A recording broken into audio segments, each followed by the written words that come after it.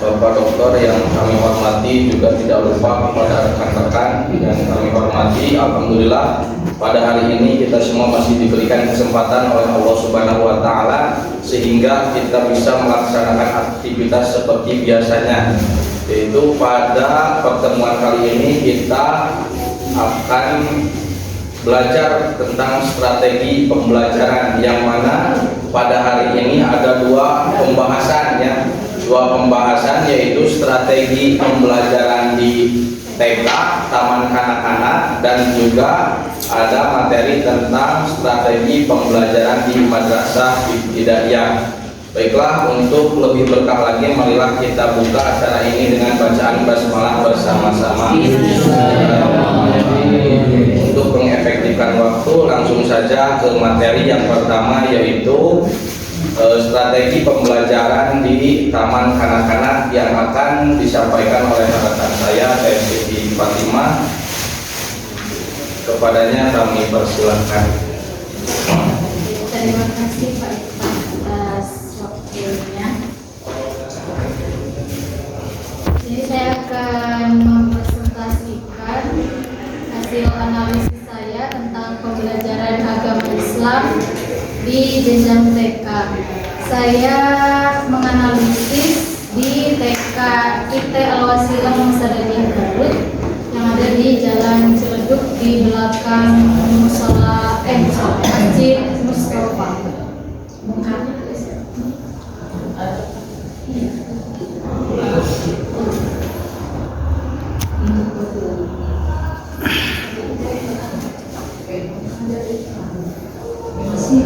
Kemudian latar belakang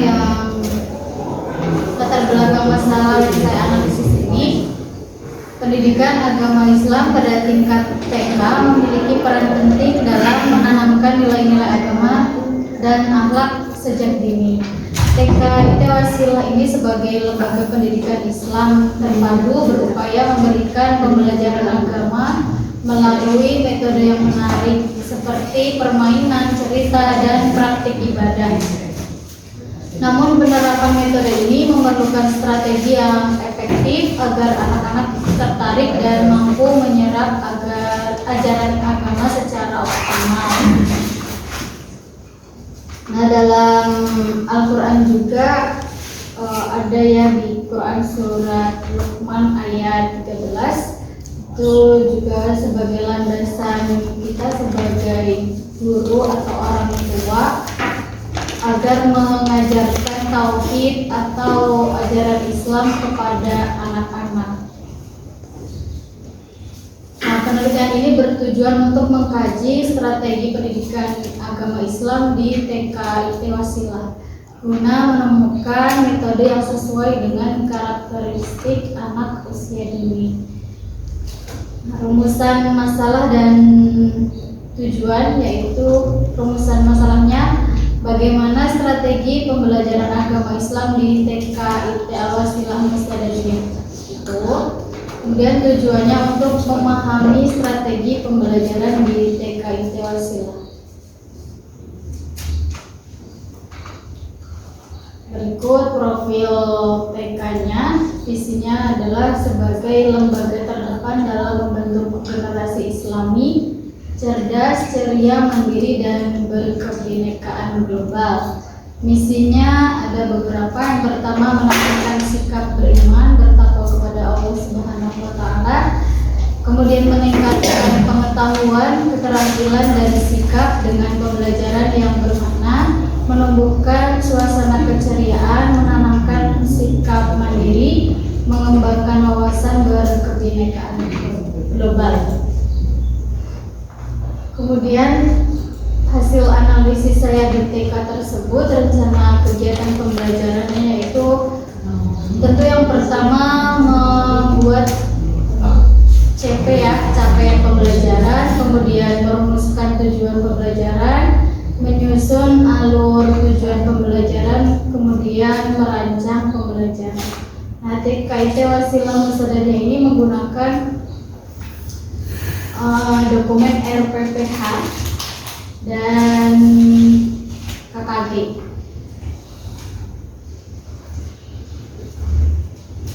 Kemudian kegiatan di sekolahnya, ini kegiatan harian masuk pada jam 8, yaitu guru-guru menyambut peserta didik dulu, kemudian sambil menerapkan salam 5S, senyum, sapa, salam, sopan dan santun. Kemudian sholat duha dan murojaah surat pendek. Kemudian setiap harinya itu gerakan literasi sekolah, kemudian diajari juga untuk memungut sampah. Kalau dilihat dari profil tadi, depannya juga bersih ya. Kemudian ada gerakan bersih lingkungan. Nah, yang terakhir ini makan siang dilanjut sholat zuhur berjamaah. Kemudian untuk jadwal mingguannya itu Senin ada nama-namanya sendiri ya, punya karakteristik sendiri di TK itu. Senin namanya Senin Nasionalis. Jadi peserta didik itu diajari menyanyikan lagu-lagu nasional. Kemudian Selasa itu dikenal dengan Selasa Akhlak Mulia. Jadi peserta didik dibiasakan melaksanakan budaya positif atau budaya Islami. Rabu, nah ini Rabu sehat. Nah ini yang diajak juga bukan peserta didik aja, melainkan warga sekolah juga, baik dari kebersihan atau TU atau yang lainnya juga melaksanakan senam sehat. Selain untuk memotivasi kesehatan buat anak-anak, juga bisa memotivasi mentalnya ya dan spiritualnya. Kemudian Kamis, karena di sini Sunda ya, jadi bagus juga ada Kamis Mimda. Peserta didik dan semua warga sekolah diajak untuk mencintai budaya Sunda. Kemudian sampai pakaiannya pun juga pakai Sunda. Kemudian Jumat bersih, yaitu menjaga dan melestarikan lingkungan. Peserta didik melaksanakan kegiatan Jumat bersih.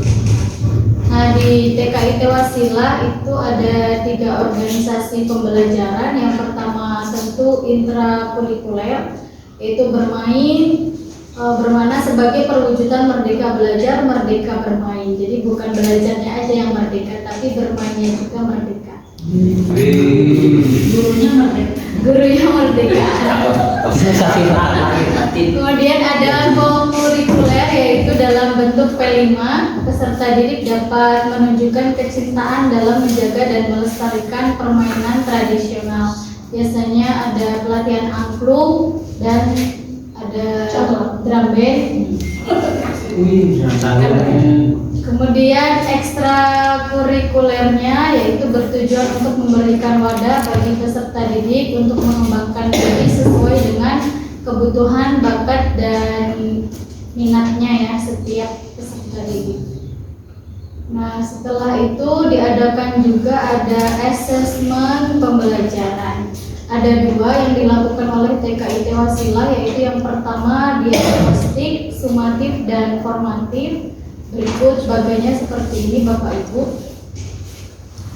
Kemudian yang kedua dilakukan asesmen ketercapaian tujuan pembelajaran. Nah, kriteria ini juga merupakan deskripsi tentang kemampuan apa yang perlu ditunjukkan atau didemonstrasikan peserta didik sebagai bukti bahwa ia telah mencapai tujuan pembelajaran. Setelah dilakukan asesmen, maka dilakukan pendampingan, evaluasi, dan pengembangan profesional. Nah, pendampingan ini prosesnya adalah dilakukan melalui program reguler supervisi sekolah, kegiatan komunitas belajar TKIT Wasilah Hebat, kemudian pelaksanaan in-house training atau FGD. Nah, untuk evaluasi kegiatan pembelajarannya ini mengacu pada ketercapaian CP tadi ya, capaian pembelajaran, keterlaksanaan proyek P5-nya, ketercapaian profil pelajar Pancasila, hasil kualitas pengajaran, keterlaksanaan program. Kemudian yang terakhir, pengembangan profesional. Nah, program pendampingan dan pengembangan profesionalitas TKIT Wasilah ini dilakukan melalui beberapa kegiatan. Yang pertama ada coaching, yaitu dilakukan setiap 1 bulan sekali. Kemudian ada mentoring yang dilaksanakan setiap 1 atau 2 bulan sekali. Dan yang terakhir tentu dilaksanakan pelatihan atau workshop yang dilaksanakan selama 4 kali dalam setahun. Baik, mungkin itu yang dapat saya analisis kemarin setelah visit ke TKIT Wasilah. Berikut beberapa dokumentasi Bapak Ibu.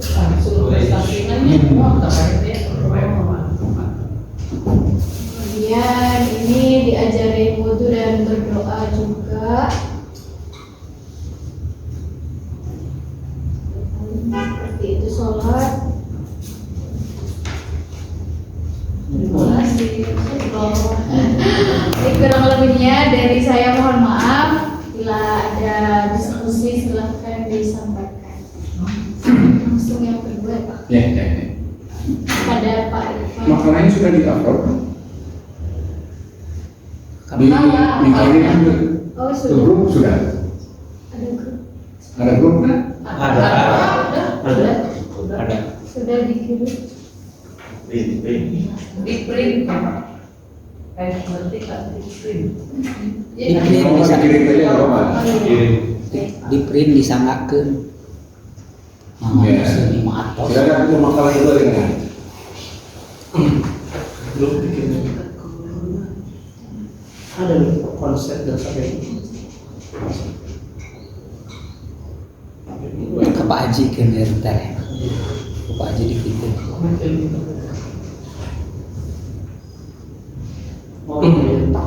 Terus ayo Pak. Bismillahirrahmanirrahim. Baiklah, untuk materi yang kedua yaitu tentang strategi pembelajaran di madrasah ibtidaiyah ya. Mungkin dari rekan-rekan semua pasti ada yang sudah pernah mengalami pembelajaran di madrasah ibtidaiyah, yang mana pembelajarannya mungkin sekilas ya pasti tidak jauh berbeda ya. Mungkin hanya beberapa inovasi dari madrasah-madrasah ibtidaiyah tersebut ya. Nah, di sini saya penelitian di Madrasah Ibtidaiyah Arafah Cendekia ya, karena saya bekerja di sana di Madrasah Aliyahnya kebetulan. Di sana juga ada Madrasah Ibtidaiyahnya.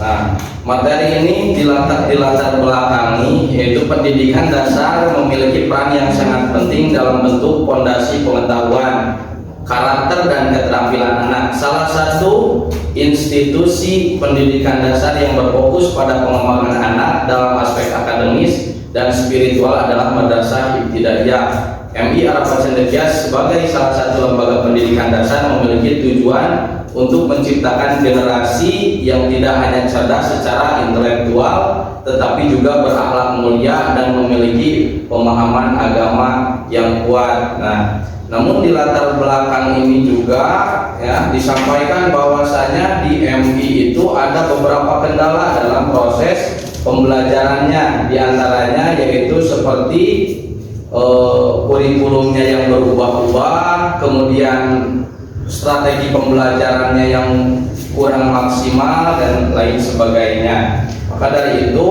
dirumuskanlah masalah bahwasanya bagaimana perencanaan strategi pembelajaran yang diterapkan di MI Arafah Cendekia, kemudian bagaimana pelaksanaan strateginya, dan yang terakhir apa saja hambatan dan tantangan yang yang dihadapi dalam penerapannya.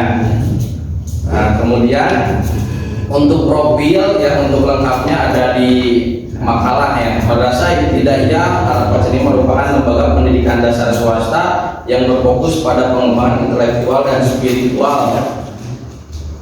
Berada di bawah naungan Yayasan Al-Fatihah yang beralamat di Jalan Samarang, Kampung Perum Bumi Malayu Asli, Desa Mekarwangi, Kecamatan Taruang Kaler, Kabupaten Garut. Didirikan pada tahun 2020, berarti MI ini masih dalam kategori baru ya, belum ada lulusan ya. Nah, kemudian apa saja rencana kegiatan? Ya, berdasarkan visi misi dan tujuan MI Al-Fatihah untuk membentuk generasi yang cerdas, berakhlak mulia dan berwawasan Islami. Nah, sebelum nanti ke pelaksanaan tentu ada rencana dulu ya. Rencananya itu mau apa dan mau seperti apa. Di rencana tersebut sudah dituliskan bahwasanya ada visi atau tujuan yang ingin dicapai oleh lembaga tersebut, diantaranya generasi yang cerdas, terus berakhlak mulia, berwawasan Islami. Nah, kemudian mencakup berbagai aspek perkembangan siswa. Nah, apa saja seperti akademik, moral, sosial, emosional, dan keterampilan hidup, serta mengacu pada kurikulum merdeka dan panduan Kementerian Agama sesuai dengan Peraturan Menteri Agama Nomor 183 Tahun 2019.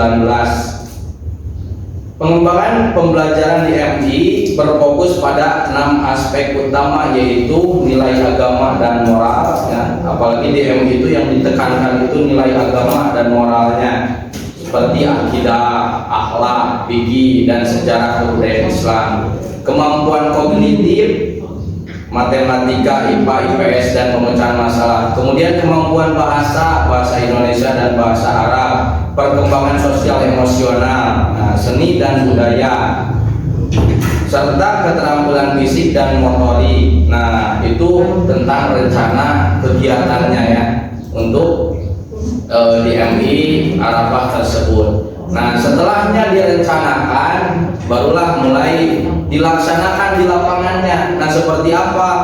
Pelaksanaan kegiatan pembelajaran di MI dirancang dengan pendekatan tematik dan berbasis praktik yang mengintegrasikan nilai-nilai Islami dalam setiap aktivitas untuk mencapai visi menciptakan generasi cerdas, berakhlakul karimah, dan berwawasan Islami. Jadi dalam pelaksanaannya juga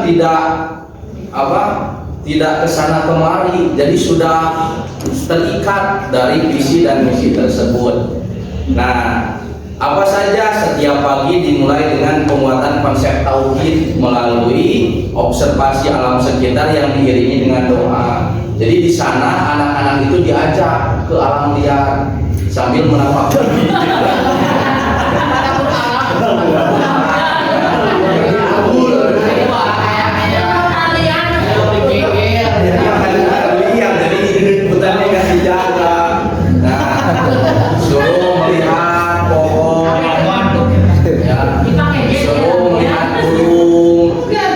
Sambil menapakuri kenapa belum bisa terbang. Merupakan suatu suasana dan mereka senang sekali. Jujur sekali saya ketika membawa anak-anak keluar kelas itu, masya Allah, seru dibanding dengan ketika mengajar di kelas. Saya pernah disuruh cobain ngajar di kelas MI, baru 5 menit udah ingin keluar lagi ya. Makanya masya Allah, lagi nerangin materi, anak-anak ada yang naik meja, naik punggung, ayam ketek, ayam liar, masya Allah. Sangat biasa. Makanya ketika dibawa keluar mereka senang, happy ya. Tapi repot juga ya, soalnya pada kesana kemari ya. Nah, pengawasannya itu susah. Kemudian pengembangan fisik dan motorik dilakukan mulai kegiatan rutin seperti senam pagi. Tuh, anak-anak diajak senam pagi biar happy ya. Istilahnya anak-anak itu jangan banyak Stres. dibawa ya, serius lah. Ya. Bermain aja sambil belajar ya. Dan permainan tradisional ya, seperti Coklat. nah, itu. Kalau di sana mah ada boy-boyan seperti itu. Ada silat juga ya. Kemudian keterampilan halus dilatih melalui aktivitas seperti menulis dan menggambar. Nah, itu mah mungkin di sekolah-sekolah lain juga udah populer ya.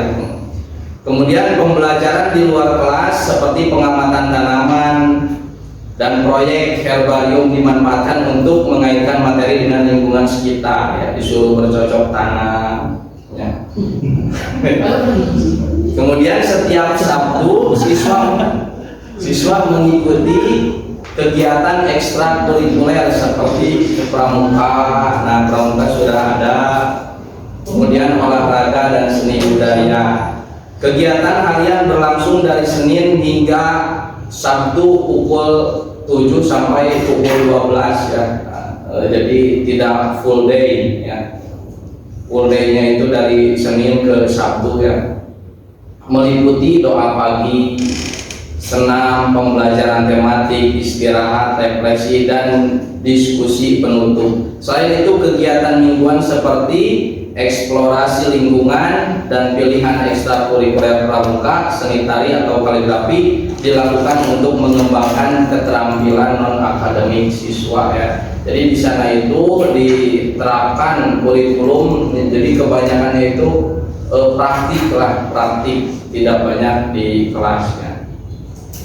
Nah, kemudian setelah adanya penerapan dalam strategi pembelajaran tersebut, tentunya ada hambatan ya dalam proses pelaksanaan strategi pembelajaran tersebut ya.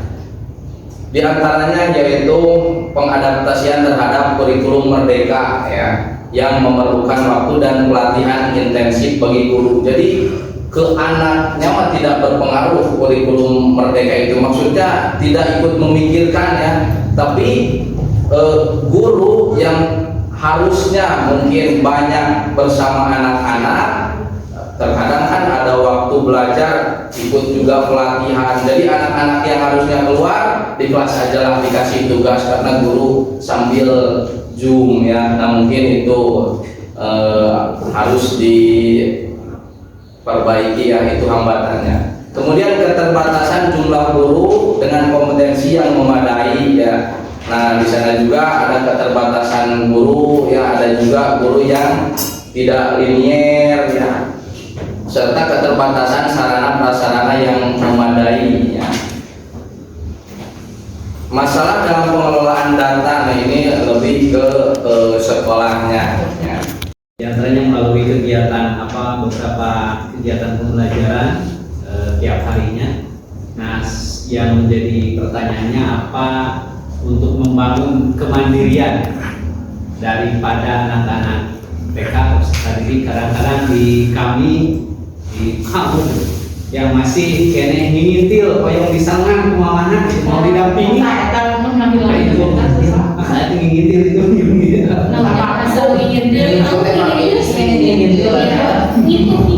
ya mau ikut katanya mau didampingi ya. Nah, itu bagaimana membangun Yang diikuti ibunya, membangun diikuti kemandirian sehingga anak itu bisa belajar dengan teman-temannya. Mungkin beberapa bulan lah bisa ya, 1 bulan 2 bulan masih bisa belajar. Nah, ini bagaimana untuk membangun kemandirian dan termasuk di TK.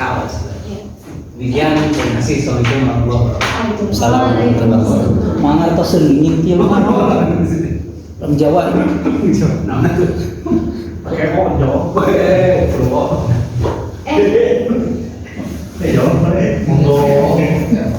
Ya tapi kayak semua kali. Biasa aja kayak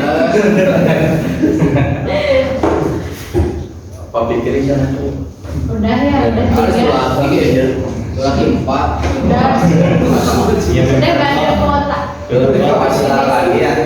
Harus naik ke platinum dulu. Harus bayar tiket. Maka bayarkan dulu. Bismillahirrahmanirrahim. Baiklah, tadi mungkin ada pertanyaan dari Bu Hajiah tentang pertama tantangan dan hambatan ya ketika kita menerapkan strategi pembelajaran pada anak MI ya.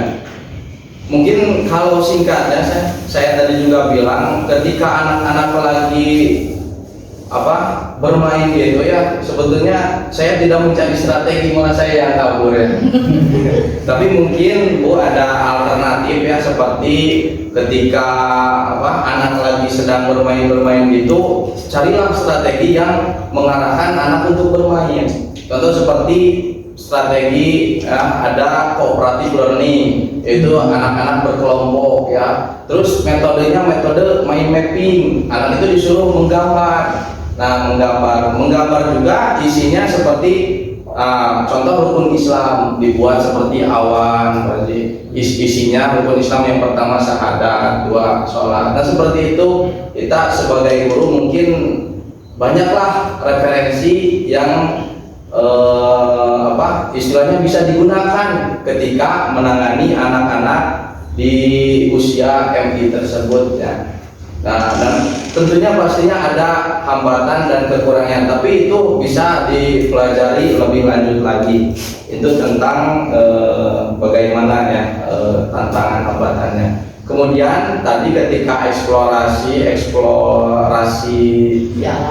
di alam ya, kami didampingi dengan 2 guru, karena mungkin kalau 1 guru takutnya repot ya. 2 guru itu mendampingi 20 sampai 30 orang anak.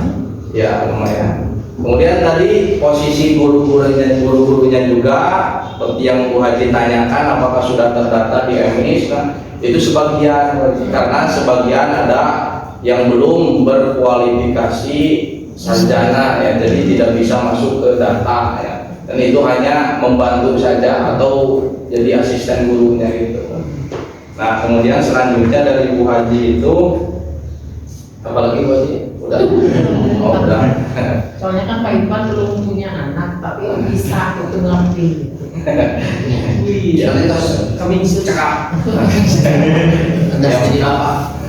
Ya mungkin itu ada barangkali ada tambahan dari rekan-rekan. Silahkan untuk mengatasi anak di usia MI, barangkali dari Pak Hendra sebagai kakeknya. Kan ajarkan guru-guru. Pak Hendra kepala kakeknya ya. Udah suhu lah, udah kurang. Kalau Pak Hendra harus dipanci baru bisa. Begitu dipanting Ya. Silakan Pak Hendra. Iringan. Kita mau buat solusi tadi. Tadi dia betulin tapi kerjakeun Udah aja deh. Atas tadi. Iya aja harus gitu. Ada Pak Hendra? Kang mana ya? Itu kan tema buat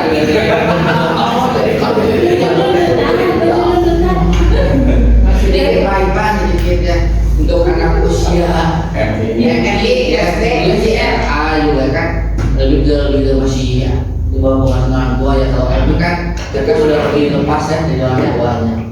Pembelajaran di MI itu biasanya harus lebih diperbanyak aja tadi untuk bermain, karena kan masa-masa untuk bermain ya masa-masa itu masa-masa TK, masa-masa RA, masa MI juga masa-masa bermain lah ya. Bahkan masa SMA juga ya, kita kan butuh main, kita juga jadi SMA gitu.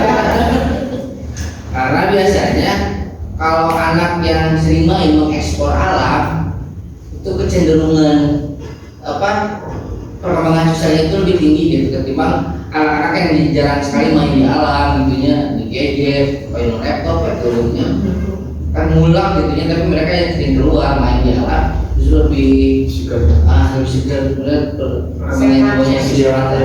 Jadi IDM itu ya materi disampaikan tapi tidak terlalu padat juga lah ya. Jadi justru mereka biasa saja ketika main istirahat main bola gitu. Justru itu yang bagus ketika mereka di usia seperti itu. Untuk mengatasi di kelas dan sebagainya ya karena masa-masanya, tapi mereka kalau usia-usia itu ada rasa takut lah.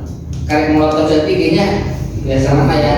Ayo itu kan, nah itu kayak yang sesin kene kan, tingkat yang 5 beda dengan sanawiyah aliyah kan terus mulai head-head itu teh are, ya maka apalagi naon gitu kan ya, banget aku belum pagi gitu kan, jawabannya biasanya ya, Jadi kalau menurut saya itu saja sih, lebih banyakkan interaksi dengan itu. Terima kasih Pak Fikri ya. Mungkin cukup ya untuk pembahasan. Juga evaluasi lahir ya. Silakan Awasilah. Baik, saya mencoba menjawab yang pertama pertanyaan dari Ibu Haji, yaitu metode yang digunakan sehingga menghasilkan anak-anak yang berprestasi tadi ya, Bu. Kalau melihat dari rencana kegiatan pembelajaran, mereka ini guru-gurunya emang sesuai dengan prosedur gitu. Jadi itu prestasinya apa aja kan, ini banyak baptisan. ya ada yang melukis, menggambar, terus kan dulu sebelum saya di SMP itu pernah 2 bulan juga di TK, bantu di sana. 2 bulan di TK. Nah itu emang kalau saya rasakan melihat guru-guru di sana tuh mengajarnya bukan memaksa gitu, tapi ngajarin apa ya? Duka. Sudah. Kayak mengajak gitu ya, belajar itu sambil bermain gitu. Jadi tidak Ada pembelajarannya bermain sambil belajar ya. Kalau anak-anak bukan belajar sambil bermain, tapi bermain diselipin pembelajaran. jadi tidak boring. Iya. Mungkin itu metode-metodenya. Kemudian guru-gurunya juga mungkin saya aja ya yang tidak gitu. Guru-gurunya di sana tuh kayak halus gitu mengajaknya, sabar gitu. Kalau saya nggak bisa. Coba kalau Soalnya malu kasar. Nggak bisa, makanya dipindahin ke SMP. Bukan halus, lemah lembut. Iya, lemah lembut ya. Nggak, Sunda mah gitu. Itu serang Jawa. Alasannya gitu. Kemudian pertanyaan yang kedua tadi dari Pak Hendra, strategi yang alumni ya Pak menjaga standar lulusan. standar kelulusan ya. Kan pasti soleh lah di TK IT Alwasilah mah menjaga kesolehan itu. Iya. Biasanya kan di usia-usia remaja tuh terus Banyak tantangan. terus alim ngaos ge gitu ta ngajaga eta. Jadi memeh balik geus balik teu balik kita ngajaga eta kumaha. Oh iya. Kalau dari TK sendiri itu disarankan untuk melanjutkan di SD-nya juga kan ada Pak, SD Atika Musadat itu satu yayasan, satu yayasan sama Alwasilah. Nah jadi gimana menjaga agar bisa menjaga kayak hafalannya, Kontinuitas iya, gitu. menjaga itunya. Jadi disarankan masuk ke situ juga dari TK masuk ke SD Atika juga. Ya jadi menurut saya SD Atimu juga tidak kalah hebat gitu dari TK-nya. Jadi kenapa tidak ke situ aja? Jadi lulusan dari sana harus ke sana lagi, maksudnya satu jalur. Iya, kalau Hanya mengarahkan atau dipantau secara ketat? Iya, nggak dipantau Tidak secara kan? ketat. Ya, hanya mengarahkan. Iya, mengarahkan. Akun lah ada urusan hidayah. Mungkin itu. Kemudian yang ketiga tadi Pak Aan cara membangun kemandirian ya Pak. Nah itu dari sekolahnya sendiri memang tidak memperbolehkan orang tuanya itu masuk gerbang.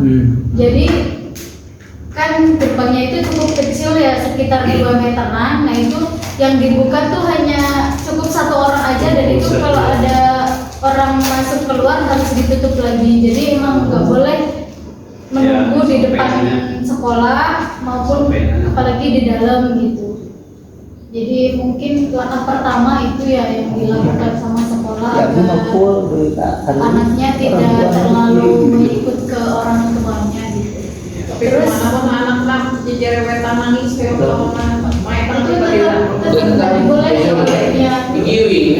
Terus kan gurunya juga kasih pengertian gitu ke orang tuanya, mending kan ini jam sekolah, jadi ditunggu aja di luar, di dalam juga nggak akan dipaksa-paksa atau digebukin. akan disiksa. Iya, nggak akan disiksa gitu. Jadi itu Pak, langkah pertamanya ya buat mandiri. Mungkin Bapak Ibu ada yang mau menambahkan? Assalamualaikum warahmatullahi wabarakatuh. Waalaikumsalam warahmatullahi wabarakatuh. Sangat menarik ya. Saya pernah disampaikan. Juga tadi penambahkan yang diberikan oleh Pak Efra. Memang kaitan istiqomah atau kontinuitas ini salah satu bagian dalam sebuah pendidikan. Jadi lebih pendidikan sama Montessori. Nah kemudian ini bagaimana mungkin tadi supaya terjadi hal itu kita melihat sinyal dari hadisnya riwayat Tabrani gitu. Di situ digambarkan kita melihat bagaimana untuk menanamkan pendidikan karakter gitu ya. Di mana hadis tersebut menjelaskan tentang kewajiban orang tua menyuruh sholat kepada anak di saat anak sudah bisa membedakan kanan dan kiri. Tidak arafal gulamu yaminahu an shimalihi pamuru bisholat. Apabila seorang anak telah bisa membedakan antara kanan dan kiri, maka perintahkanlah gitu ya. Ini kan kepada orang tua, artinya pendidikan keluarga ya awalnya ya. Pendidikan keluarga mungkin dari kesinambungan masuk ke TK, ke jenjang formal dan seterusnya. Jadi kalau ditanya dari mulai kapan anak itu diperintahkan untuk sholat, ternyata ketika sudah bisa membedakan kanan dan kiri. Tamyiz. Berarti kira-kira usia PAUD ya, Iya. 2-3 tahun sudah bisa anak membedakan mana kanan dan mana kiri. Ternyata ya di situ orang tua telah kena dengan kewajiban harus menyuruh mereka untuk sholat. Walaupun hanya metode yang berbeda, bagaimana cara menyuruh anak pada usia sebesar itu ya. Itu. Nah kenapa sholat di sini angkat? Kalau kita lihat ya, pertama dalam sholat itu ada pendidikan pantang menyerah. Misalnya kalau tidak bisa sholat sambil berdiri, dia sambil duduk, sambil berbaring, dan seterusnya. Ini artinya bahwa pantang menyerah.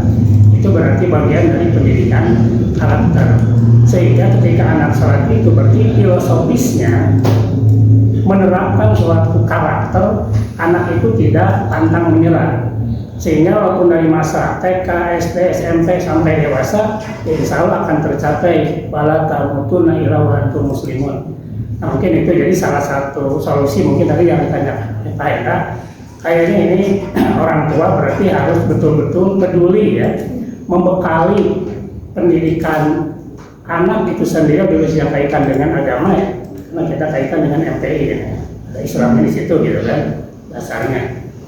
Walaupun ada hadis yang menjelaskan bahwa hadis lain itu seperti dalam kitab Anatul Tauhid ya, ketika anak usia 7 tahun diperintahkan saja nurut penting diperintah. Ketika sudah usia 10 tahun sampai usia 10 tahun, habis usia 10 tahun jika meninggalkan sholat maka boleh dipukul ya. Artinya dipukul itu berarti edukasi ya, pendidikan bukan satu kekerasan kan, ada batas aturannya. Coba evaluasi kita ya. Kalau kewajiban menyuruh sholat saja dari 7 sampai 10 itu 3 tahun. 3 tahun itu berapa hari? 1 tahun. Berarti 3 tahun kali sekian ratus hari. Berarti kewajiban orang tua itu adalah menyuruh anaknya melakukan sholat selama 3 tahun.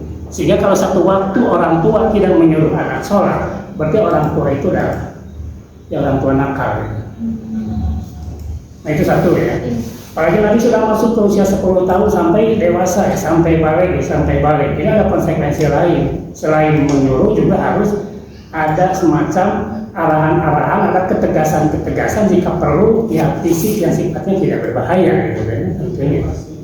Nah mungkin itu salah satu ya tambahan untuk solusi tadi ya. Itu salah satu strategi ya yang berkalian mendidik anak baik tingkat FAUD, TK ataupun SD itu tadi. Terima kasih. Boleh nambah resep yang Bandungan Pak Haji Pogot. Ya bisa disimpulkan ya dari apa yang disampaikan oleh Pak Haji, menarik sekali bahwa seyogianya itu tugas mendidik tidak orang tuanya, urang mah TK Islam Terpadu Al-Wasilah atau MI Arofah Cendekia itu mah hanya sebatas membantu orang tuanya dan wajibnya orang tua tuh. Kita seringkali mendengar dorakati kolot, padahal seueur dorakati anak tah. Demi orang sholatnya apa sihnya? Dorakati anak awas tah. Mungkin seperti itu. Jadi kita cuma menguatkan apa yang kita pikirkan bersama, bahwa kita sebagai institusi lembaga pendidikan hanyalah sebatas membantu. Ya, kewajiban sesungguhnya adalah orang tua.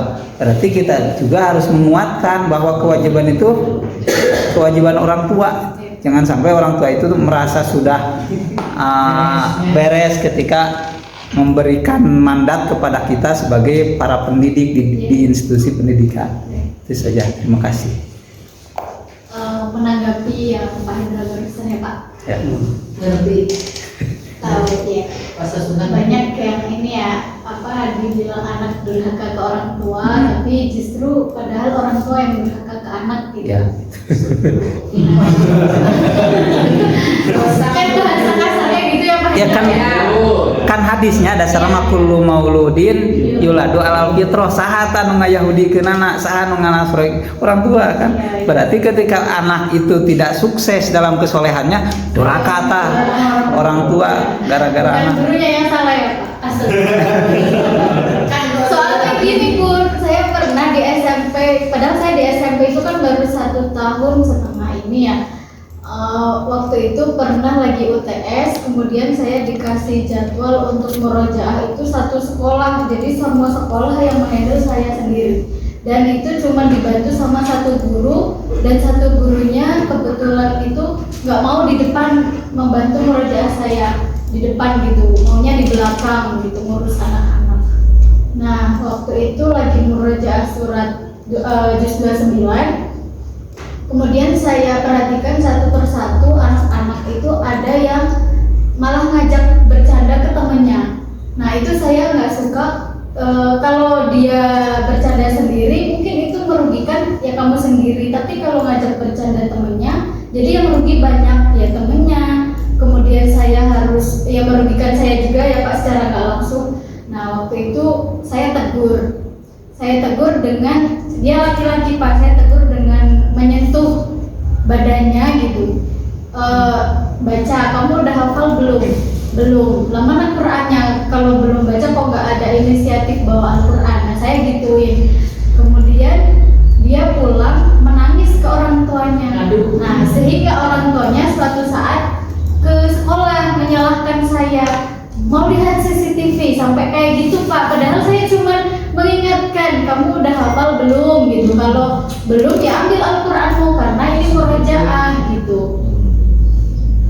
Nah sampai ke kepala sekolah, sampai ya ke pimpinan yayasan gitu. Tapi ya saya agak takut karena saya di jalan, menurut saya benar gitu, membantu anaknya agar tidak, karena dia merugikan orang lain ya Pak. Jadi saya nggak suka, kemudian saya tegur gitu. Kalau dia merugikan diri sendiri ya silahkan gitu. Mau kayak kasus guru Supriyan ya, kalau ibu Itu orang tuanya polisi. Iya. Lucunya gini Pak, orang tuanya itu bukan polisi, cuman ayahnya itu bekerja di pabrik Sinjen atau apa gitu. Cangsin.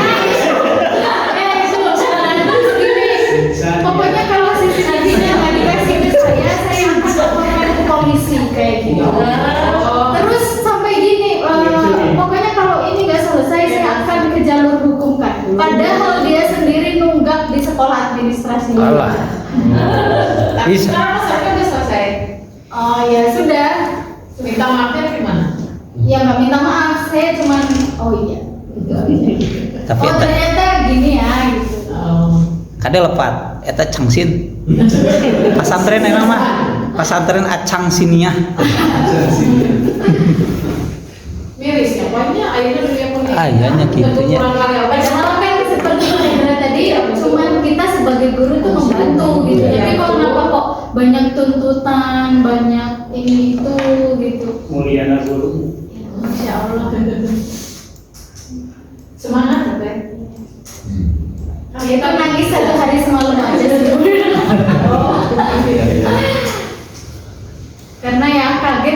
karena baru di sini gitu, maksudnya bukan di wilayah sendiri tapi kok disalah-salahin gitu. Terus guru-guru lain juga nggak tegas. Oh, nggak respon gitu. Iya. Takut dijadikan saksi. Soalnya gitu. anak itu tuh emang kebiasaannya gitu Bun, agak spesial gitu, dia kinestetik gitu. Nah, jadi guru-guru lain pun emang sudah nggak peduli gitu, bukan nggak peduli ya, agak males gitu ngingetin dia, karena kalau masuk kelas aja sama guru baru gitu, guru baru masuk kelas dia tiba-tiba keluar ke kantin kemana, jadi nggak ada yang berani mengingatkan, karena kalau dia diingatkan dia akan emosi. Sampai waktu itu kan dia keluar musola, kan itu waktu itu di musola merojaknya, dia keluar musola ngambil batu buat diinin ke saya. Berarti ini tantangan ya. Iya. Udah dilapor nggak orang tuanya? Enggak. Polisi soalnya. Polisi. Bagian kepala ya Pak, bagian eksternal. Jadi masuk tantangan mereka nambahkan. Iya. Nah setelah itu ya sampai sekarang saya juga udah nggak peduli lagi ke anak itu. Seru aja ngatur. Nah itu kan kebetulan di situ kan dia kelas waktu itu kelas 7, di kelas 8 dia punya kakak kandung yang kelas 8 di situ. Nah kakak kandungnya itu perempuan. Nah malu mungkin karena adiknya yang kayak gitu, akhirnya di rumah dia mengurung diri kakaknya itu. Nah gara-gara kakaknya mengurung diri, akhirnya orang tuanya menyalahkan saya. Gitu. Jadi merasa dipermalukan. Iya, merasa dipermalukan. Padahal saya tidak ada tujuan ke sana. mengait-ngaitkan ke kakaknya juga, malah saya nggak tahu waktu itu kalau ada kakaknya yang kelas 8, baru tahu pas udah kejadian gitu, udah orang tuanya ke situ. Oh ternyata ada kakaknya. Tapi sama kepala sekolahnya juga, alhamdulillahnya saya dibela gitu. Kan beliaunya ini banyak loh anak-anak yang mau masuk wasilah tuh emang nggak takut gitu kalau wasilah tuh bakal turun kualitasnya gitu. Ini adiknya itu kan ada di SDA tinggi juga. Ini besok adiknya juga mau ke wasilah, tapi kalau lihat guru-gurunya kayak gini ya saya jadi nggak mau masuk wasilah. Nah terus sama kepala sekolahnya juga langsung dijawab, ya udah dibedain aja, jangan sekolah di sini. Gitu. Kata-kata Tegas. Iya. Aspirasi PGRI kan begitu. Apa boleh sekolah aja sih sendiri. Bikin ijazahnya sendiri di rumahnya gitu. Mau dinas mana? Baik, saya kira cukup diskusinya. Ini lebih ke curhat ya sebenarnya. Baik, bagaimana kita sebetulnya prinsip-prinsip umum aja, prinsip-prinsip umum tentang strategi pembelajaran pendidikan agama Islam di TK maupun di MI ya tadi kita diskusikan. Nah sebetulnya gini, tadi tanggung jawab orang tua betul ya, kita sepakat bahwa dalam Islam mendidik itu adalah kewajiban orang tua. Kalau sekolah itu apa? Ya boleh istilahnya mungkin membantu ya, atau ya orang tua karena tidak punya waktu, tidak punya kesempatan, tidak punya keterampilan, boleh menitipkan pendidikannya melalui sekolah. Tapi sekolah juga sebetulnya harus sesuai sejalan dengan apa yang dicita-citakan, apa yang dibayangkan oleh orang tua anaknya itu seperti apa. Kan sekolahnya banyak. Kita menyediakan macam-macam pendidikan yang setara juga, namanya TK itu banyak bentuknya ya, ada RA juga, Rutul Atfal, ada TK, macam-macam. Nah, silakan orang tua memilih yang gitu. Berarti kalau sudah memasukkan anaknya ke sekolah itu sudah harus menyerahkan sepenuhnya. Ya, itu. Kenapa umpamanya ada orang tua yang protes? Karena mereka tidak ini ya, tidak lupa diri lah, tidak tahu bahwa dia sudah mendelegasikan, sudah memandatkan sepenuhnya pendidikan anaknya itu ke sekolah. Karena menjelaskan apa aja. Itu tradisi dulu di pesantren ya, atau orang-orang dulu itu kalau anaknya pulang nangis semua. Justru anaknya yang dimarahin, bukan anaknya yang dimarahin, anaknya yang salah. Jadi itu bukan sekolahnya atau bukan gurunya, apalagi bukan kiainya, anaknya yang mesti keliru. Jadi kepercayaan ya, istilahnya apa? Mungkin harus diluruskan juga itu nanti tingkat kepercayaan masyarakat terhadap lembaga pendidikan itu ya harus begitu. Tidak boleh ikut campur urusan pendidikan, urusan sanksi yang diberikan oleh sekolah. Kalau Anda menyekolahkan itu berarti percaya 100%, kan begitu harusnya. Tapi kita sebagai penyelenggara pendidikan di sekolah harus meyakinkan, harus ada komunikasi, meyakinkan kepada orang tua bahwa pendidikan di sini seperti ini. Itu biasanya di awal tahun ada rapat dengan orang tua dan menjelaskan sepenuhnya tujuan kita apa, kemudian strategi yang dikembangkan apa, termasuk metode, termasuk cara mengevaluasi, dan orang tua tidak usah ikut campur. Tidak usah ikut campur urusan yang diselenggarakan di sekolah, tapi harus ikut bertanggung jawab, ikut mendidik orang anaknya sejalan dengan apa yang diprogramkan sekolah di rumah. Ya, gitu. Ada kerjasama seperti itu, sehingga nanti tidak ada Supriyan itu kan kacau ya, semacam begitu. Itu karena itu sebetulnya kalau kita orang tuanya malu sih. Nah, saya kira tadi bagaimana kita strategi pendidikan di TK. Sebetulnya TK itu prinsipnya tadi saya sepakat dengan beberapa penyumbang pikiran dari bahwa TK, bahwa pendidikan di sekolah itu atau di TK itu di tingkat PAUD atau sekarang itu kan dikembangkan bagaimana kita mendidik anak itu sedini mungkin, lebih dini lebih bagus kan gitu, atau istilahnya apa, pendidikan usia dini atau dini usia. Biasa pendidikan usia dini.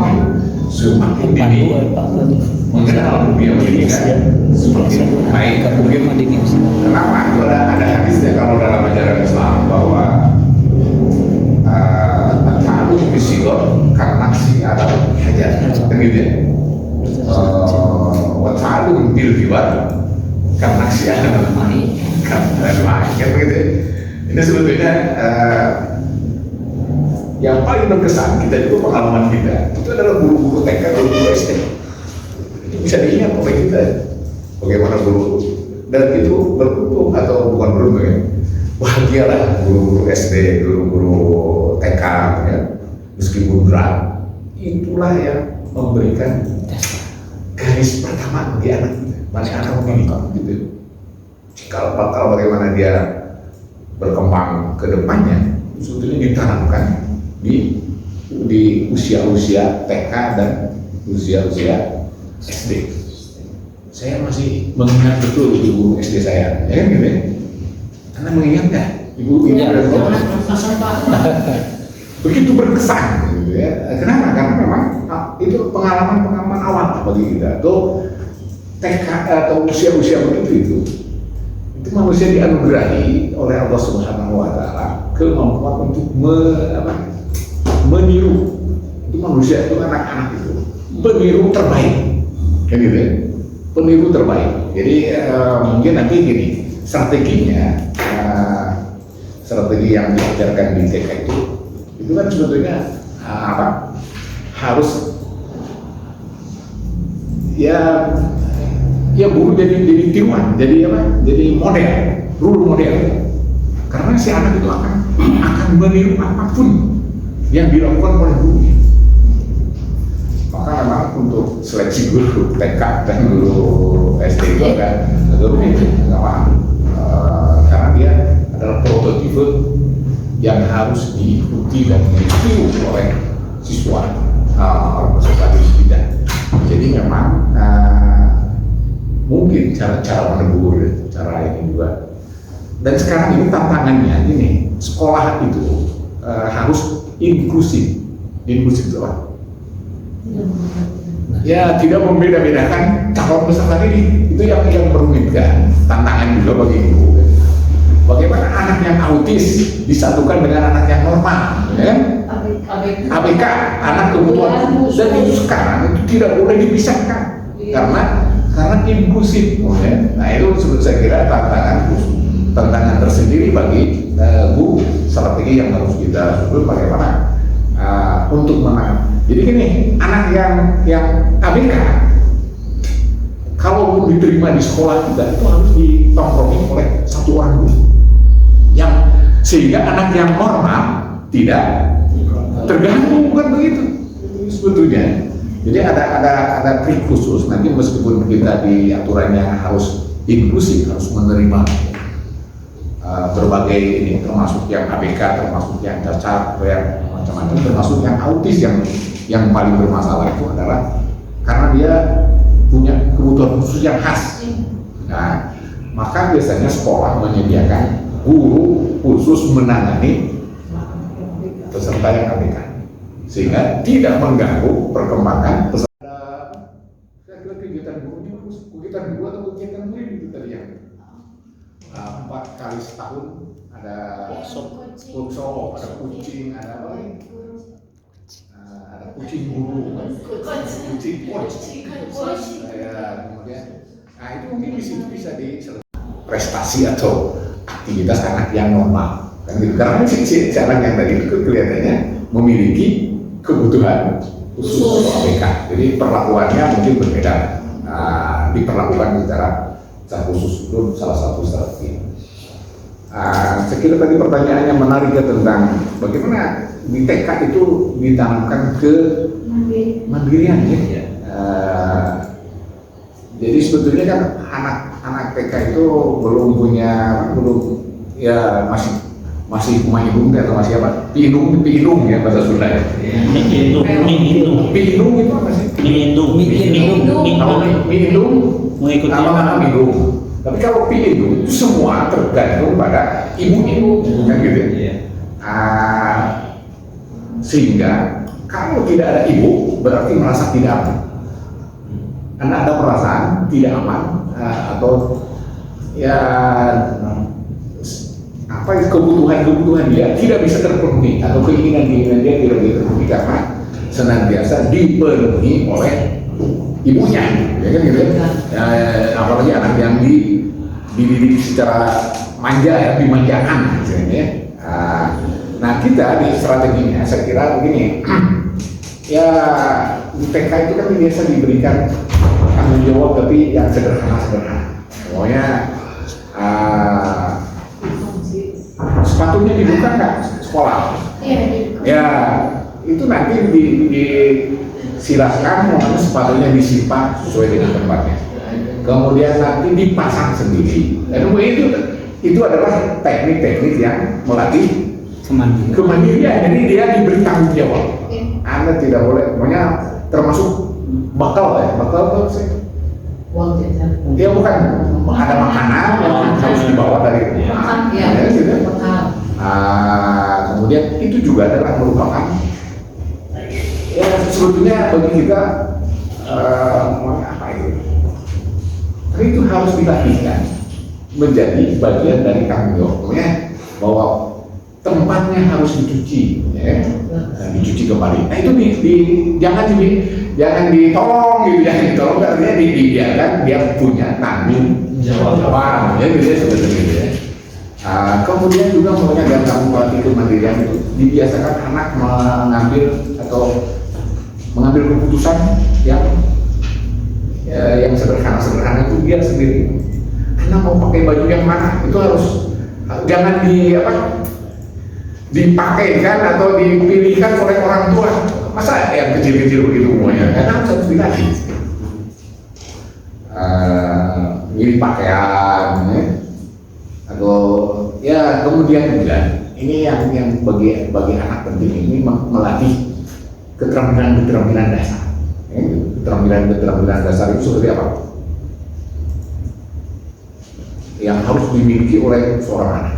Makan sendiri. makan sendiri, Mandi sendiri. mandi sendiri, pakai baju sendiri, jangan dibantu, pokoknya apa itu berpakaian aja oleh orang tuanya kan gitu, sehingga dia akan sangat tergantung pada keberadaan orang tua ya gitu ya. Dan yang tidak boleh lupa itu memberikan dorongan dengan ujian.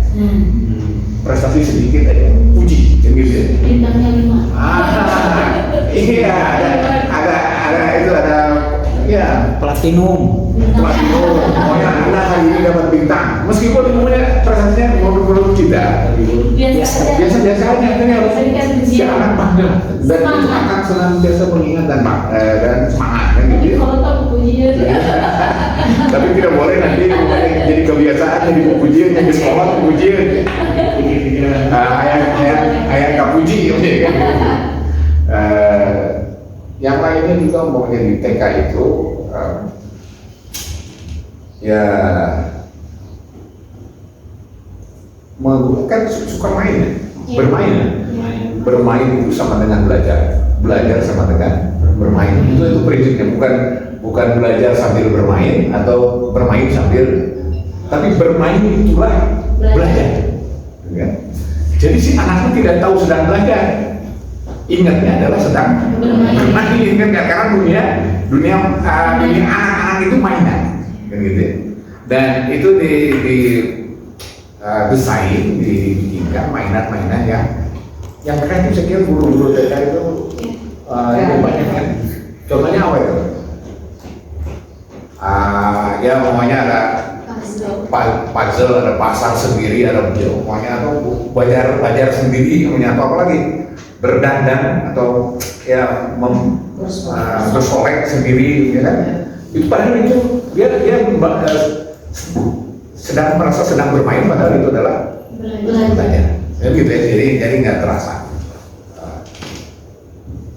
Ya itu antara lain ya. Bagaimana strategi dalam pembelajaran TK. Saya kira itu sudah mulai bisa dijadikan gitu ya. Tapi TK itu kendalanya memang biasanya lebih mahal dari kuliah di perguruan tinggi. Dengan S2 aja kalah ya. Di Wasilo berapa bayarnya? Di Wasilo. Nggak tahu. Ya, dan gurunya mesti dibayar mahal. Dan saya kira itu wajar karena sangat berat. Kalau SD-nya itu Pak 12 juta kalau SD. Ya. Kalau betul. Karena ngajarnya juga berat. Full itu ya, full energi. Kalau saya kan ngajar S2 santai aja. Yang bikin makalah mahasiswa, yang presentasi mahasiswa, kan gitu, tenang kan gitu. Jadi wajar aja mau lebih murah. Ya. Tapi kalau di TK tanggung Di jawabnya kota, sangat kalau di berat. kampung mah ya Di kampung beda. gratis. Di Bandung itu, yang saya tahu, TK itu lebih mahal dari S2 dan malah bisa dengan kalah S3 juga kalah. Di kampung ada yang masih 100.000 sebulan. Itu mah 10.000. Sebulan itu komonya. Ya. Asapang. Baik, ini kita tambahkan sedikit untuk MI ya. MI itu tadi persoalannya apa yang di MI itu? Strateginya masih belum maksimal. Oh iya.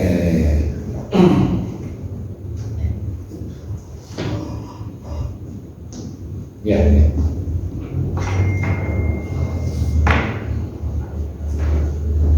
Ingat misalkan orang ini nggak apa-apa lah. Baik, kalau di MI saya kira gini, tentang bahwa tujuan itu menetapkan tujuan pembelajaran itu diturunkan dari visi misi, kemudian visi misi itu nanti tertuang juga dalam Renstra itu di antaranya juga ada kurikulum. Kurikulumnya sekarang ada kurikulum Merdeka yang tadi guru-gurunya pusing memikirkan dan kemerdekaannya ternyata. Ini sebetulnya kurikulum Merdeka itu sangat menguntungkan guru atau sangat menyenangkan guru sebetulnya ya. Tapi karena kita belum paham, kita belum mengerti, sepertinya kita sibuk repot dengan administrasi kemerdekaan. Ya, sebetulnya nanti kalau sudah paham itu kita enak sebetulnya. Jadi ini yang saya tahu ada di perguruan tinggi ya, bahwa potensi anak itu, potensi orang itu sangat berbeda. Artinya mungkin dia tidak sesuai dengan jenjang pendidikan atau dengan pendidikan yang diambil, maka potensinya harus tetap berkembang, kan gitu ya. Jadi tidak mengajarkan semua untuk menjadi ahli renang, ya. Padahal dia maunya bukan bebek atau macam begitu ya. Jadi ada bahwa si potensi anak harus berkembang, kan gitu ya. Harus meningkat dan tidak boleh disamakan. Intinya begitu. Tidak boleh diajari, mungkin diajari yang sama ya. Tapi nanti kalau potensinya tidak di situ, kita akan mengajarkan atau akan memberi kesempatan belajar untuk mengembangkan potensinya yang lainnya. Sehingga ini dalam kurikulum mereka ini ada pengakuan,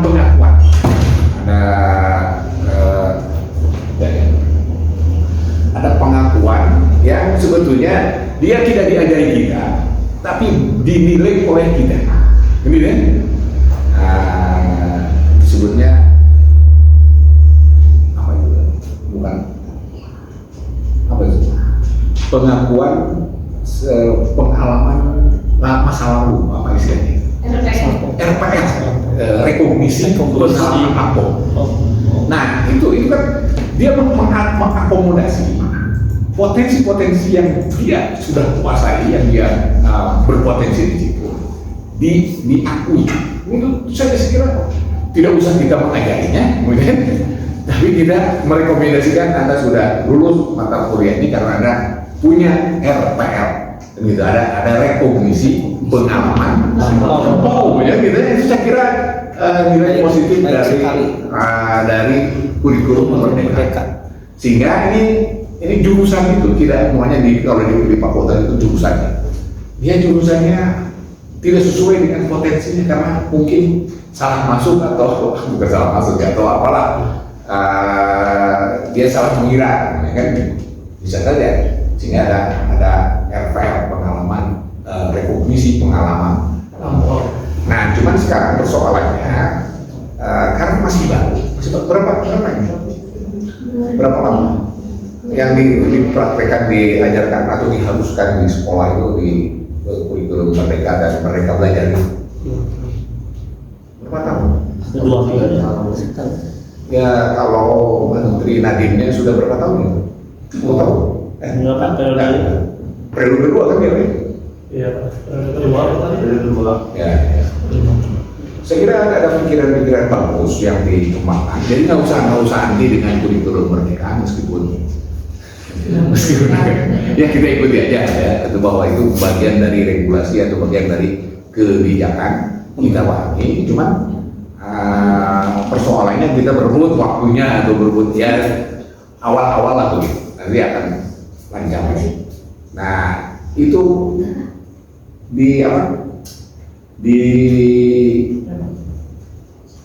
rinci lagi tujuan-tujuan pembelajaran yang tidak inginkan, termasuk tadi itu sebetulnya di madrasah ibtidaiyah itu apa tujuan yang paling atau misinya apa sih? Sekolah apa yang tadi? Apa ya? Masih baru, masih baru 4 tahun atau baru kelas 4? Iya, baru kelas 4. Ya, belum ada lulusan. Apa keunggulannya biasanya? Keunggulannya apa? Kenapa dia berani mendirikan sekolah MI? Padahal MI itu sebetulnya sekarang susah berikan. Ya, jadi kan di latar belakang pendiriannya karena di sana itu belum ada sekolah yang intinya berbasis agama gitu. Jadi masyarakat itu inginnya anak itu kalau dilihat ke SD ya pelajaran agamanya itu kurang. Nah di situ yang baru mendirikan MI ya, yang ada agamanya. Nah untuk saat ini mungkin ada penambahan ya seperti tahfidz gitu Pak. Nah itu biasanya unggulannya itu ada tahfidz, ya gitu. Ada tahfidz. Orang-orang yang atau orang tua yang menginginkan anaknya lebih luas dalam pendidikan, dalam penguasaan keagamaannya, maka dia akan memilih MI. Itu alternatif MI atau ya SDIT biasanya gitu. Nah, ada kelebihannya yaitu diajarkan hafal Quran. Itu adalah kelebihan-kelebihan yang ditawarkan dari madrasah ibtidaiyah. Jadi ada keinginan bahwa memang di MI itu mirip dengan di MTS dan di PAI-nya menjadi berapa? 7 mapel. Jadi 7 mapel, termasuk bahasa Arab, termasuk fikih, SKI, Quran hadis juga diajar. Nah, kalau di SD mungkin susah kita mengharapkan lulusan SD bisa baca tulis Al-Quran, TK ada. Sekarang ditargetkan nggak di SD? Jadi ekskul kan? Nah, meskipun ekskul Ada harus ada. Ada tapi tidak. Jadi nanti ada kurikulum, ada ko-kurikulum, ada ekstra kurikulum. Itu yang harus kita lihat sebetulnya pencapaian tujuan dari suatu lembaga pendidikan itu minimal kurikulumnya gimana? Apa yang ingin dicapai oleh lulusan? Kemudian ko-kurikulumnya, ko-kurikulum itu apa? Ko-kurikulum yang menyertai kurikulum. Gitu. Ada intra kurikulum, ada ekstra kurikulum, kemudian ada hidden kurikulum. Kurikulum yang tersembunyi, itu maksudnya gimana? Tidak tertulis. Tidak tertulis. Kalau sekolah yang didirikan oleh Muhammadiyah maka diharapkan nanti bersimpati dengan organisasi Muhammadiyah. Ada kemuhammadiyahan. Nah itu sebetulnya hidden kurikulum. Kalau yang didirikan oleh Persatuan Islam nanti akan menjadi orang yang senantiasa memurnikan ajaran dan ya mengembangkan atau mendakwahkan ajaran-ajaran tentang tukar sisa. Ini juga ada apa ini? Kemudian yang didirikan NU itu ada Aswaja, ya gitu.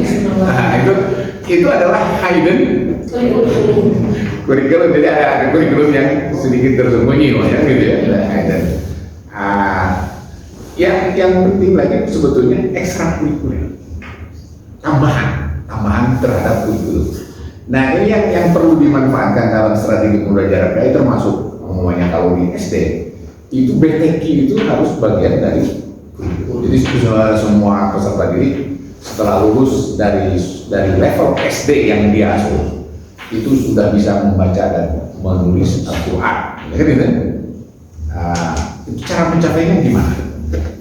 Itu dia strategi. Kalau di Sanawiyah di MI tadi ekstra kurikulumnya atau hidden kurikulum atau opsinya belum dijabarkan ya, belum. Nah ya itu nanti lihat juga strategi pencapaiannya, kan gitu ya. Kalau dia mentargetkan lulusannya itu hafal Al-Quran, nah hafalnya itu berapa itu hafal? Targetnya paling 2 juz ya, juz itu juz 30 dan juz 29 ya. Nah, ya itu rata-rata begitu. Kecuali kalau ada diklat khusus atau lembaga khusus yang mendampingi pesantren, yang mendampingi MI itu biasanya itu 30 juz. Tapi mereka lebih intens, lebih intens dalam pembelajaran atau penghafalan Al-Quran. Dan itu ada strategi murajaahnya, ada strategi apa, dan itu harus diungkap gitu. Kalau ada yang mentargetkan bahwa lulusannya harus mencapai hafal Al-Quran sebanyak juz 30 sebanyak ya. Sebanyak 30 juz. Nah itu kan juz 30 ya kan. Ini hafal sudah hafal juz 30. Wah ini nggak aneh kan gitu ya. Kalau sekarang nggak aneh ya. Hafal 30 juz. Ini semua mahasiswa S2 MPI hafal Alhamdulillah. 30 ya. Juz 30 hafal kan gitu. Nah, karena sering membantu semuanya siswa kita hafalan juz 30. Saya aja semuanya itu dipaksa karena cucu saya itu di SD dia harus dicek oleh hafal juz 30 surat An-Naba, surat itu harus sama-sama menemani menghafal kan gitu, menghafal Al-Quran. Nah, baik, yang menarik lagi apa tadi itu dari pembelajaran di TK itu?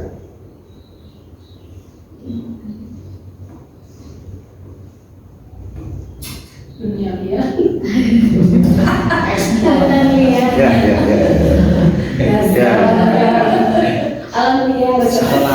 Sekolah alam. Ya. Ini sebetulnya harus bagaimana kita harusnya mengendalikan atau mengenalkan anak atau justru bukan mengenalkan, bagaimana pembelajaran itu banyaknya di luar sebetulnya ya. Itu kurikulum merdeka itu ya. Jadi lebih banyak mengajarkan atau mengenalkan dalam kehidupan praktis, dalam kehidupan yang real, yang dialami. Kalau dulu biasanya hanya teoritis, tapi sekarang ini bagaimana mereka memahami sesuatu berdasarkan project based learning atau berdasarkan problem based learning. Nah ini harus langsung observasi dan ya berinteraksi dengan alam sekitar, dengan lingkungan. Ini sebetulnya nggak akan itu ya, kalau gurunya pinter bukan pinter ya. Ya bagaimana mendesain sebuah pembelajaran dengan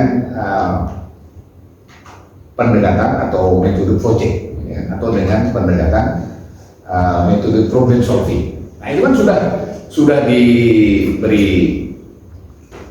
pengantar di ruang kelas bahwa kita akan melakukan pembelajaran berbasis proyek atau berbasis problem, dan masing-masing peserta didik, masing-masing ini ada tugas-tugasnya, kemudian ada evaluasinya, kan gitu. Ada pengamatan yang dicatat oleh guru, bagaimana dia kerjasama dengan yang lain, bagaimana aktivitas dia dalam kelompok dan dalam segala macam. Nah, itu dalam PBL ya, dalam pembelajaran bagaimana kita tatap muka dengan menggunakan pendekatan proyek, dan biasanya itu dilakukan di luar lingkungan sekolah, gitu ya. Nah, yang menarik lagi bahwa di SD ini ya, kita harus menggunakan pendekatan yang holistik itu. Nah, menyeluruh gimana itu? Ya, kalau selesai semua itu seperti apa itu? Mungkin tadi kan Pak Irfan, satu guru itu 20 siswa. Tapi kalau TTI itu tadi hampir satu sekolah loh Pak. Sampai di ukuran angkutan itu mungkin holistik gabungan semuanya. Itu bukan. Ya, itu Guru kelas. Ya, itu bukan holistik kalau pendekatan holistik itu gini. Jadi dia melibatkan semua keterampilan yang harus dimiliki oleh peserta didik, baik pengetahuan, sikap, kemudian apa lagi? Keterampilan dan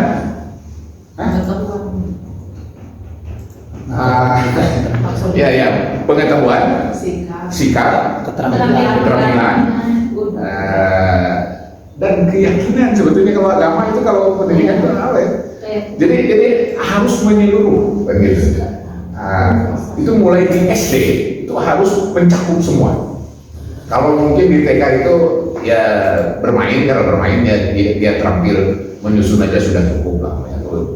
Tapi di SD harus sudah mulai pendekatan holistis. Jadi aspek pengetahuannya apa yang dia terima atau yang dia kuasai, yang dia ingat atau yang dia paham. Kemudian aspek keterampilannya apa? Kemudian aspek sikapnya dan aspek keyakinannya. atau dalam kurikulum itu biasanya dikenal dengan apa ya? Kompetensi inti.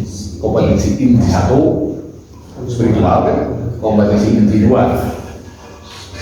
sosial, kompetensi 3 pengetahuan, kompetensi 4 keterampilan. Yang gitu. Dan itu harus tercapai dalam setiap pembelajaran. Jadi itu disebutnya holistik. Tapi kalau satu guru menangani semua itu bukan holistik, itu mah kerepotan kan gitu. Iya. Jadi si guru atau kita sebagai pengajar atau pendidik itu harus ingat bahwa ini yang kita tanamkan kepada peserta didik kita adalah harus menyuruh, bukan hanya aspek pengetahuan aja, bukan hanya aspek sikap aja, tapi meliputi sikap, keterampilan dan ini yang mungkin agak rumit ya, itu kita menanamkan kompetensi inti nomor 1 spiritual itu gimana itu? Ya, dan itu harus semua pelajaran di SD, kan gitu. Jadi bukan hanya ketika pelajaran agama, kan di SD itu guru kelas ya. Jadi gimana menanamkan kompetensi inti 1-nya gimana ya? Kompetensi 1 itu bunyinya gimana? Itu yang di SD, yang TK, yang di MI.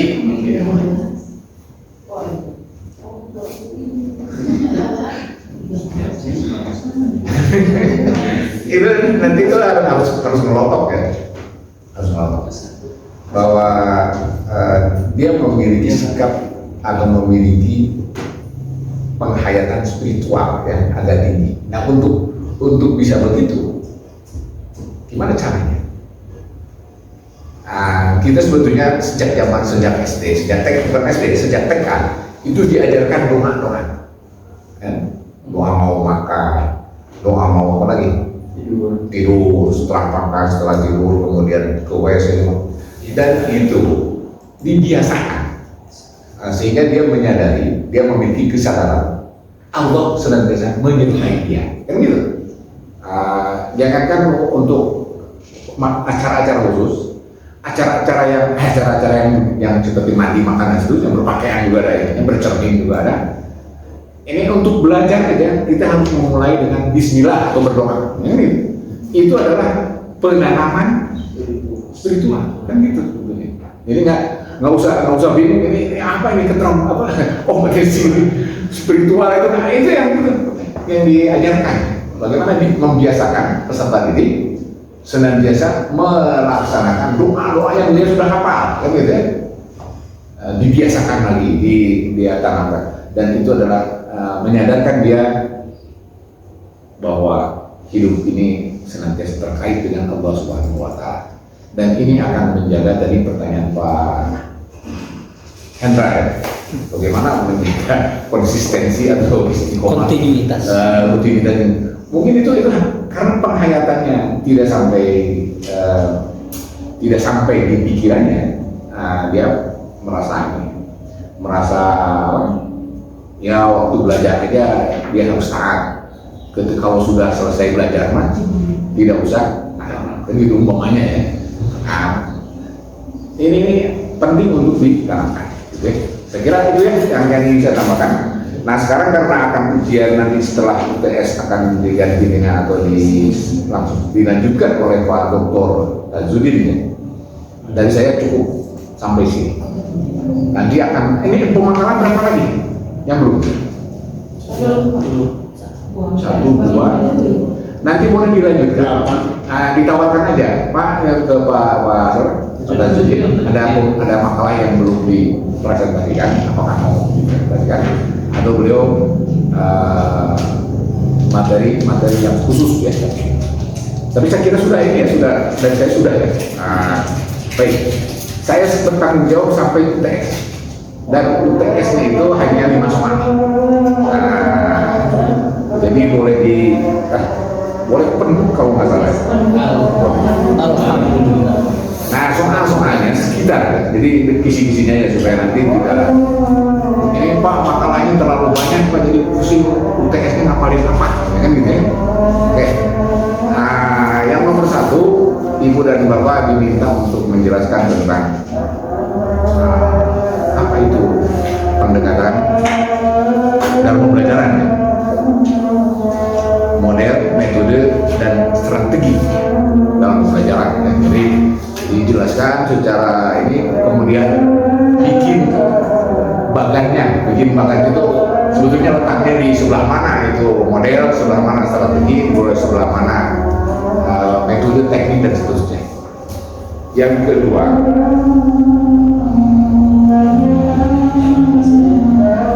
saya tanya sekitar ini ya,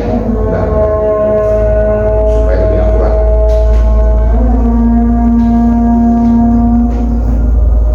Ya soalnya akan dikasih hari ini ya, ke Ibu siapa? Bu. Udah mulai.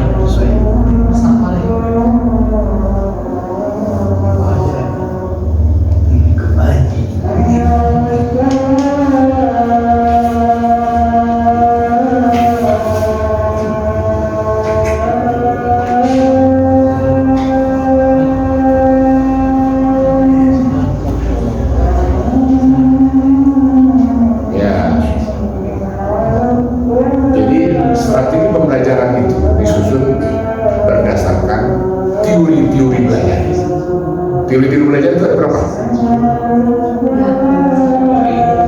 Ya, ada 10, ada 6. Minimal ada menghafal 6 ya. Ada teori belajar apa? Behavioristik, kemudian positif, humanistik, kemudian konstruktif, apalagi yang terakhir semuanya yang ke-12 itu teori belajar fitrah, bahwa manusia itu aslinya adalah dia membawa fitrah dan pendidik itu sebetulnya menjaga fitrah kan gitu.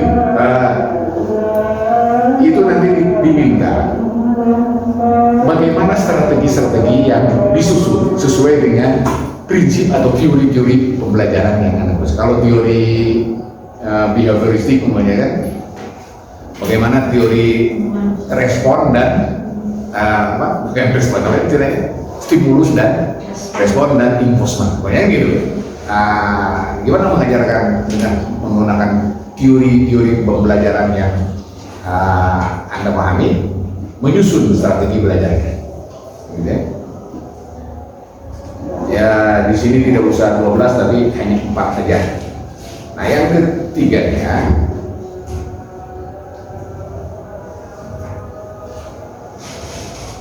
ya memang ini nanti strategi pembelajaran PAI tapi dikaitkannya secara umum ya di lingkungan pendidikan. Lingkungan pendidikan itu ada berapa?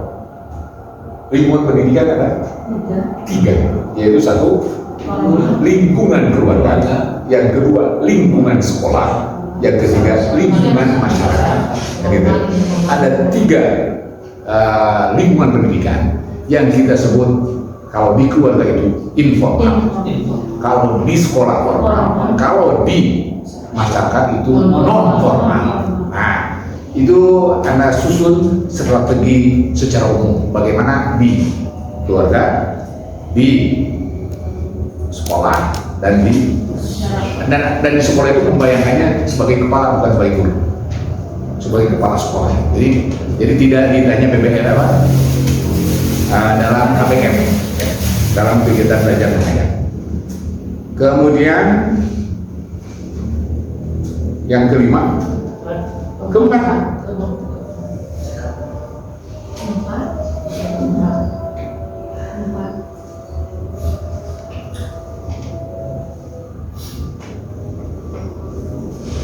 ya ini kan PAI ini ada beberapa mata pelajarannya. Ada PAI sebagai nama mata pelajaran, ada PAI sebagai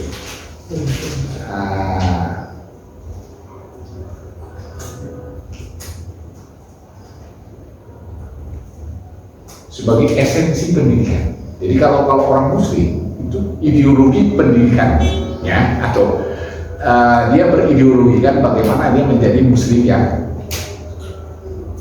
paripurna, kan begitu ya. Dan itu semua harus mencapai di situ. Jadi itu PAI sebagai esensi. PAI itu pendidikan agama Islam sebagai esensi. Tapi PAI sebagai nama mata pelajaran itu yang diajarkan di lingkungan sekolah.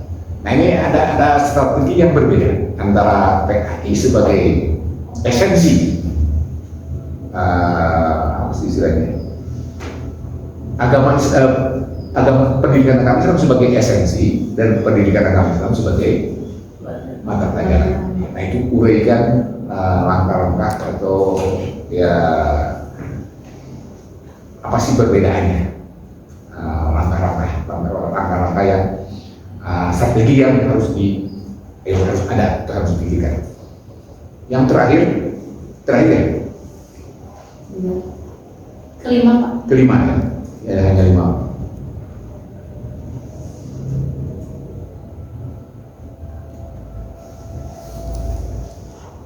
Ya, jadi gini, tujuan pembelajaran PAI itu membentuk manusia yang beriman, bertakwa, berakhlak mulia. Nah, langkah-langkah strategis yang besarnya itu Anda uraikan. Ya? Bagaimana alternatif strategi pembelajaran? Bagaimana PAI itu sebetulnya esensinya membentuk manusia yang beriman, bertakwa, dan berakhlak mulia. Itu membutuhkan langkah-langkah yang strategis. Nah, uraikan, gitu ya. Kira-kira begitu. Saya ingin semuanya nilainya A.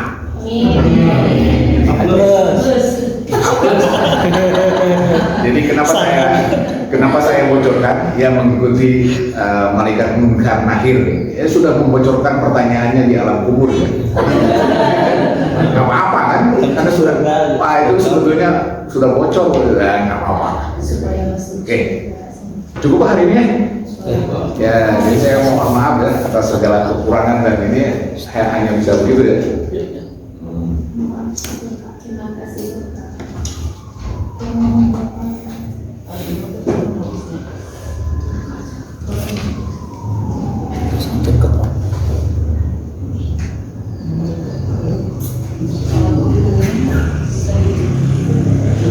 Ya, ini artinya. Wah, ini udah bikin buat apa sih? Kalau kemarin mau bahas apa? RA sama pesantren.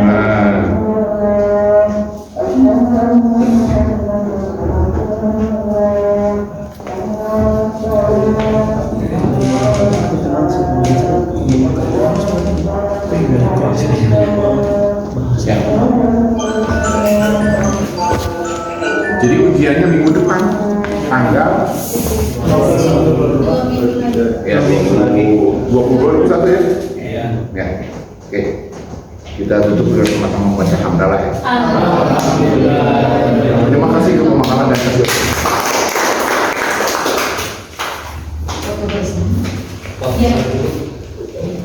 Pak. Hah? Ini boleh.